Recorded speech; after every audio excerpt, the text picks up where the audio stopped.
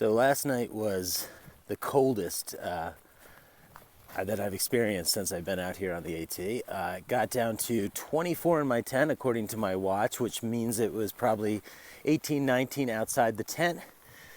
And then with the wind chill, which was extraordinarily strong, that wind probably dropped it down another 10, 15 degrees. So we were most likely in the single digits, or it felt like it at least.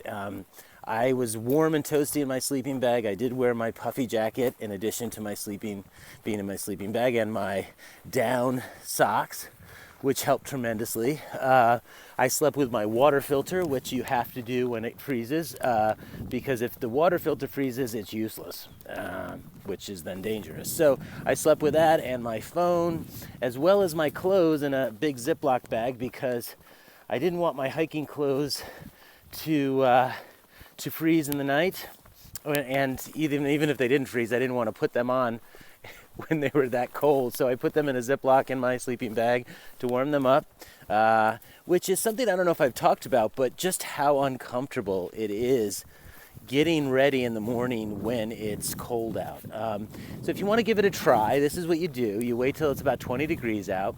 You go into your backyard, you take all your clothes off, and then you put on cold, wet, smelly clothes, and you just sit there while you're packing up the rest of your bag, because that's what it's like. It is so uncomfortable. It's probably one of the most uncomfortable things.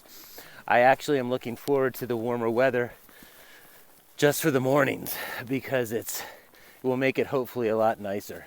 But anyway, so that was my morning, but it's shaping up to be a really nice day, and I think it's going to be a beautiful one.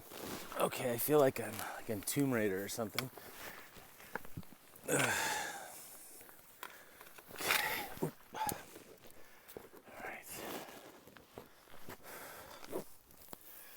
right.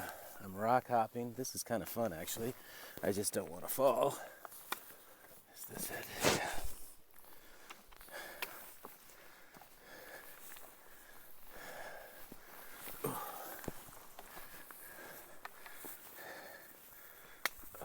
So I promised you last week, when I told you my reasons for doing the Appalachian Trail, that I would update you on any revelations I had, or any of the things the resolutions I had come up with to kind of leave behind on the trail. And I had the first one I want to share with you, and that is I'm leaving behind my hair. I had it all shaved off in Franklin, and that came about because, well, a little background, I've been losing my hair for about 5 to 7 years, and doing everything I can to try to delay the loss process, from the applications to the pills to spending time blow drying in different products to, it's got to the point where I was actually, when I was giving people, with people and we were going to go down the stairs, I was asking them to go first so that they wouldn't see the top of my head. It was getting out of control, and I was spending a lot of energy trying to pretend something wasn't happening that was. And I decided, the AT really crystallized it for me the first couple weeks, because it was cold and I was wearing a lot of hats and hoods, and I would take the hoods off at night, and my hair was just like clumpy, and I couldn't do anything with it, and I realized it had to go. And I realized that in my life too, I had to let it go, because it was preoccupying too much of my time. So that's not to say I'm going to kind of let my looks go and not pay any attention to it in the future, but I'm not going to waste my energy and the rest of my life worrying about who's going down the stairs first so they don't see my bald spot, so to speak. This is what is happening, and that's my first revelation. More to come.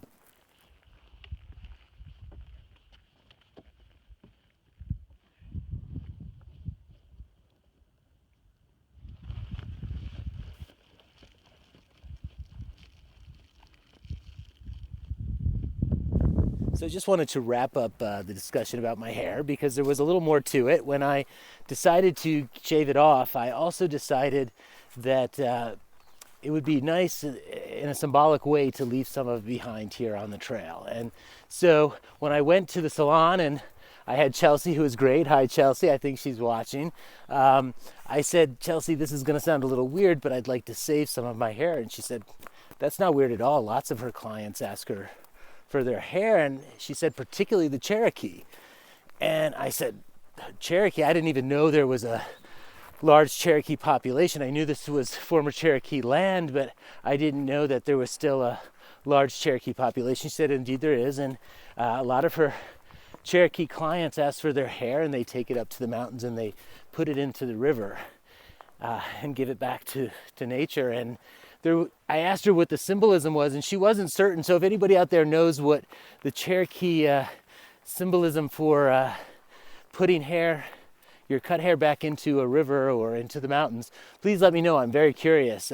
So she gave me a little bit of hair, and at some point I will take it when it feels right and put it in a river. I think it's a beautiful, beautiful metaphor for leaving that part of my life behind. So, and I will show you, this isn't all a setup to do some big reveal and show you my bald head. You will see it eventually. It's cold right now, but it's warming up, so you're gonna see it soon enough. So, won't be a surprise when you do. All right.